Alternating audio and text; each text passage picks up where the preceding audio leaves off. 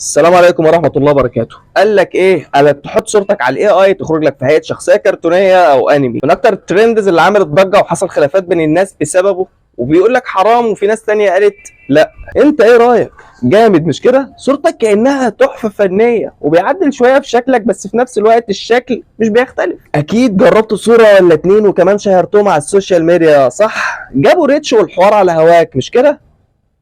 الحق يمسحهم بقى. ايوه الصور المعدله والمرسومه واللي محدده وموضحه الشكل كامل بالطريقه دي حرام ولا يجوز نشرها، وده الحديث عن الرسول صلى الله عليه وسلم وهو بيلعن المصورين. فنهدى بقى على نفسنا ونبطل عند في الاحكام الواضحه والصريحه.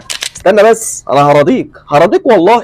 تعالى بس، تعالى اقول لك النوع ده من الرسومات يبقى حلال امتى؟ يبقى حلال لما ما يكونش محدد ملامح، يبقى مجسم بس كده. بص، هو انا مقدر ان الصوره المتحدده كلها دي عجبتك ومبسوط انها بتجيب ريتش، وغير كده او كده هي هتفضل ذكرى حلوه عندك او بينك وبين اللي اتصورت معاهم بالفلتر ده. بس نفوق شويه ونفهم ان تقوى ورضا الله اهم من كل الكلام ده، وواجب علينا نطيع الله ورسوله ونأمر بما امرنا به وننهي عن ما نهانا عنه. انا عن نفسي جربت وشيرت، ولما عرفت مسحت. وللعلم يعني الموضوع مش صعب، حسبتها بسيطه خالص، وهم اختيارين ما لهمش تالت، يا اما ارضاء شهوتك او طاعه الله ورسوله. الحكم ليك والتصرف في ايدك. انا نصحتك